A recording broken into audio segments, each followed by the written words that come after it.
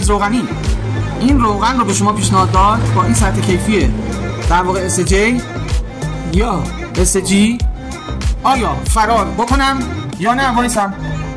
آقا این حرفا خنده داره، این حرفا رو نزنید. اطلاعات نداریم در مورد سطح کیفی استاندارد، لطفاً اطلاعات غلط به مردم ندیم. این حرفای خنده دار رو نزنید. آیا روغن SG یعنی روغن با سطح کیفی SG به درد میخوره من استفاده بکنم یا استفاده نکنم و از روغن‌های با سطح کیفی بالاتر استفاده بکنم؟ با سلام خدمت دوستان عزیز. ببین دوستان، یه مدتی است که فضای مجازی پر شده از این ویدیوهایی که نمیدونم از روغن با سطح کیفی SJ و SG استفاده نکنین. اگر تعویض روغن این در واقع سطح کیفی رو در واقع به شما نشون داد، فرار کنین. این روغن ها به درد نمیخورن. از SM پلاس استفاده کنین.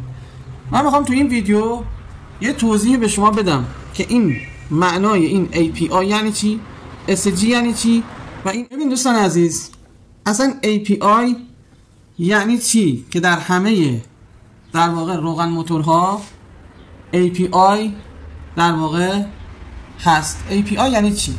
API یعنی مخفف امریکن پترولیوم اینستیتوت، یعنی مؤسسه نفت آمریکا. این مؤسسه‌ای هست که در واقع یه سری استانداردها تو حوزه نفت و گاز و فرآورده‌های نفتی از جمله روغن موتور یه سری استانداردها مشخص میکنه و از جمله روغن موتور میاد روغن موتور رو بر اساس سطح کیفی، بر اساس اون مواد افزودنی، بر اساس سال ساخت، یعنی در چه سالی ساخته شده، چه تکنولوژی در ساختش استفاده شده، چه سطح کیفی داره، چقدر میتونه روانکاری کنه موتور شما رو، چقدر میتونه محافظت بکنه از موتور شما، بر این اساس میاد روغن ها رو دسته‌بندی میکنه و از جمله تکنولوژی که در ساخت موتور شما استفاده شده. یعنی شما وقتی پرایدی داری که در واقع نه توربوه نه سیستم تایمینگ متغیر داره، یعنی CVT، VVT، CVVT اینا نداره، توربو نیست، در واقع اویل ماژول نداره، اون کاتالیزور حساس نداره، کاتالیزورش در واقع ساده است.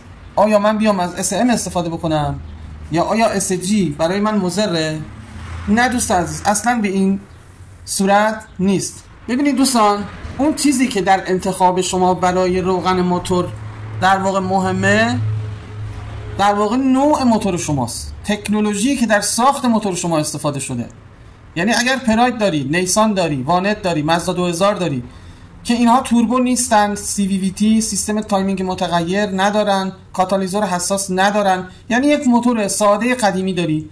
اگر یک همچین موتوری داری، اتفاقا بهترین چیز برای شما استفاده کردن از SG و SJ هست. یعنی شما میتونی از اینا استفاده بکنی. اینجوری نیست که بیای از اینا استفاده بکنی و از SM استفاده نکنی به موتور شما آسیب بزنه. اصلا اینجوری نیست. اتفاقا اون چیزی که دنبالش میگردی همین SJ و SGه، چون بر اساس سال ساخت و تکنولوژی که در ساخت موتورت استفاده شده میتونی به راحتی از این روغن ها استفاده بکنی. ببین ما قدیم از SF استفاده میکردیم، روغن هایی بودن مثل رخش بود، الوند بود، اونا SF بودن. تازه اون موقع ما از اونها استفاده میکردیم، هیچ مشکلی پیش نمی اومد، این همه تعمیر موتور نبود.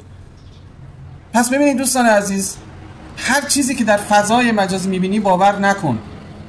وقتی طرف نمیتونه تلفظ بکنه، اسم روغن رو میاد یه سری اطلاعات غلط به شما میده، این رو باور نکنیم. اینا همش برای جذب فالوور هست. من الان دارم علمی، مهندسی، مستند بر اساس استاندارد با شما حرف میزنم.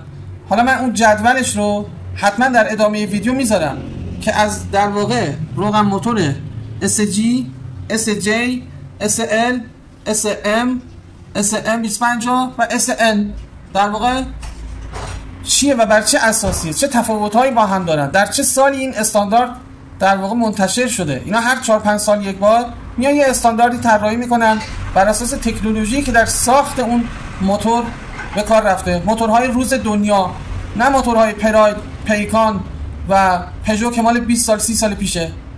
پس لطفاً اطلاعات غلط به مردم ندید.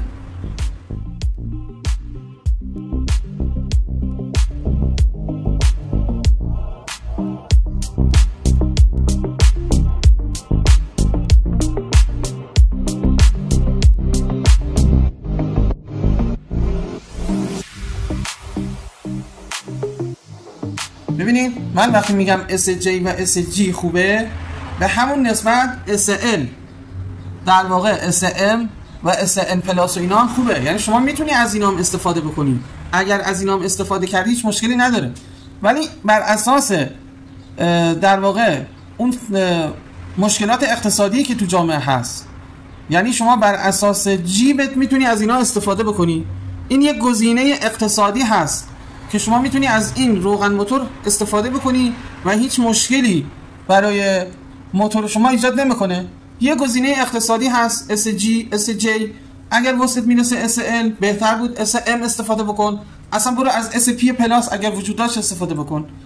من فقط حرفم اینه که بعضیا میگن آقا اگر تعویض روغنی SJ به شما پیشنهاد داد یا SG پیشنهاد داد فرار کنین. اصلا به این صورت نیست. توضیح دادم که اینا چیه، به چه معناییه و آیا شما میتونی استفاده بکنی یا نه. اون چیزی که مهمه نوع موتور شماست، تکنولوژی که در ساخت موتورت استفاده شده، نه اسم روغن. اسم روغن مهم نیست، نوع موتورت مهمه دوست عزیز. معمولا کارخونه‌های خودروسازی حالا یا توی دفترچه راهنما یا روی موتور روی کاپوت یه همچین برچسبایی میزنن و مشخص میکنن که شما چقدر روغن از چه سطح کیفی استفاده بکنید. الان این یه کاپوت پرایده که در واقع میبینید یه همچین برچسبی در واقع روش زده مقدار روغن 3.4 لیتر با فیلتر، یعنی فیلتر رو عوض کردی 3.5 لیتر باید روغن بریزی. بعد بر اساس API گفته سطح کیفی SG یا SF.